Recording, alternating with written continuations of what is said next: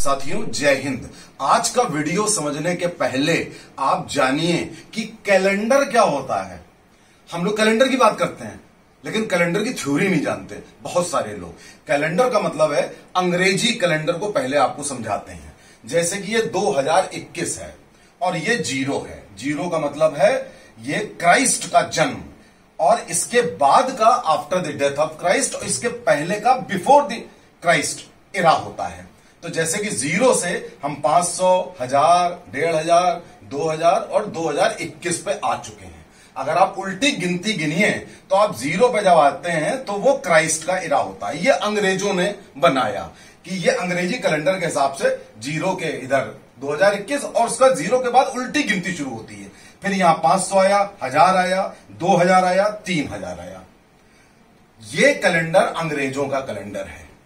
लेकिन साथियों एक कैलेंडर हमारे देश का, हमारे देश की धरोहर है और वो कैलेंडर है राजा विक्रमादित्य का कैलेंडर। राजा विक्रमादित्य का जन्म सन 57 बिफोर दी क्राइस्ट, यानी कि इस 0 के पहले, बाद वाले 0 में नहीं, 57 में राजा विक्रमादित्य ने राजपाट संभाला था। इसीलिए जो राजा विक्रमादित्य का कैलेंडर है वो इस 57 से शुरू होता है। हम संवत और सन में अंतर क्या समझते हैं? अक्सर छात्र ये जान नहीं पाते कि संवत और सन में क्या अंतर है। सन अगर 2021 है, इसमें आप राजा विक्रमादित्य का राजपाट संभालने का 57 ईयर वाला जोड़ दीजिए तो ये हो जाता है 2078। तो जब भी आपको संवत कैलकुलेट करना है तो आप सन में 57 जोड़ दीजिए, राजा विक्रमादित्य का 57 वाला साल जोड़ दीजिए तो वो संवत हो जाता है। तो ये संवत से जो कैलेंडर शुरू हुआ वो राजा विक्रमादित्य का कैलेंडर था। जो आप पंचांग देखते हैं, राशि देखते हैं, गोचर देखते हैं, नक्षत्र देखते हैं और पंचांग में आप इतने सूक्ष्म कैलकुलेशन जो आपको दिखाई पड़ते हैं, जो नासा वाले इतनी मशीनों के बाद, इतने एडवांसमेंट के बाद निकालते हैं, वो सन 57 में राजा विक्रमादित्य, इस देश के उज्जैन के विक्रमादित्य, उन्होंने इसकी स्थापना की थी पंचांग की। और उस पंचांग को हम लोग पढ़ते हैं, उससे हम सब चीज कैलकुलेट कर लेते हैं नासा से बेहतर। ये जानिए आप लोग, ये राजा विक्रमादित्य, ये इनकी हम आपको अगर बताएं इनकी थ्योरी तो सन 561 के आसपास गौतम बुद्ध का जन्म हुआ था। तब बुद्धिज्म का एरा आ गया था और बुद्धिज्म के एरा के बाद कौटिल्य का एरा आया। कौटिल्य ने मौर्य जो शासन है उसकी नींव डाली और एक विशाल भारत बनाया।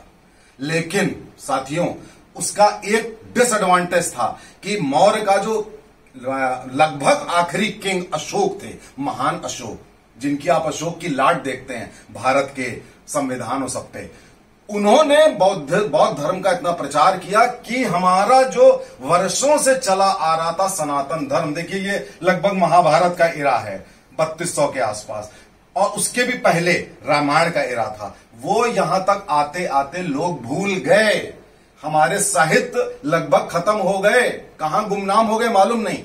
उसको रिवाइव करने का काम राजा विक्रमादित्य ने किया सन 57 में, बिफोर क्राइस्ट 57 में।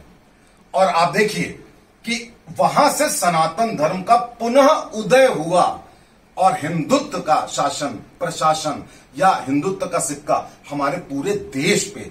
और वो जो राज्य था राजा विक्रमादित्य का, यकीन मानिए कि वो ईरान से भी आगे, मिडिल ईस्ट जाने कहां तक पहुंच गया था और नीचे बर्मा से कहां नीचे तक।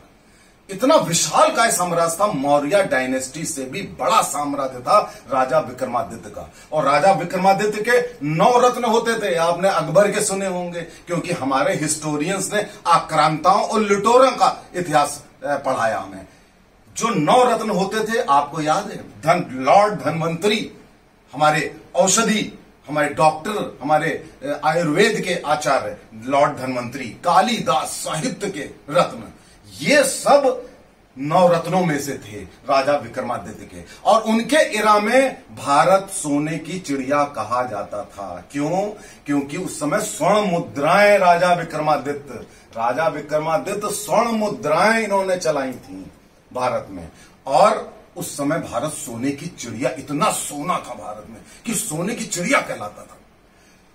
इनके राज में, राजा विक्रमादित्य में सबसे बड़ी विशेषता थी न्याय की, और दूसरी विशेषता थी धर्म की। अधर्म का नाश हो गया था, धर्म की स्थापना हो गई थी, और हर तरफ न्याय ही न्याय था। एक सिंहासन था, और सिंहासन पर बैठ करके सिर्फ न्याय की बात होती थी राजा विक्रमादित्य के शासनकाल में। और ये इतने प्रतापी राजा हो गए कि राजा विक्रमादित्य नाम से उपाधि दी जाने लगी, उपाधियां। और आप यकीन नहीं करेंगे कि सन 0 जो ये वाला है, और से 500 साल तक 5 बार राजाओं को विक्रमादित्य की उपाधि दी गई। इस समय लगभग 400 से 500 के बीच में चंद्रगुप्त II, उसको भी चंद्रगुप्त विक्रमादित्य कहा जाता था, क्योंकि विक्रमादित्य की उपाधि बहुत बड़ा सम्मान होता था। 5 राजाओं को मिल चुका था। अपने बच्चों को बताइए राजा विक्रमादित्य के बारे में, अपना इतिहास जानिए, अपने देश के महापुरुष, प्रतापी राजा, सनातन धर्म के संस्थापक, और इतना अच्छा न्याय और सत्य का शासन करने वाले, जिनका इतिहास भुला दिया इन वामपंथी लुटेरे किस्म के लोगों ने, वो अपने बच्चों को बताइए कि हमारा देश सोने की चिड़िया क्यों कहलाता था। और अगर आप ये असली इतिहास बताएंगे तो हमारा सीना गर्व से फूल उठेगा। नमस्कार, जय हिंद।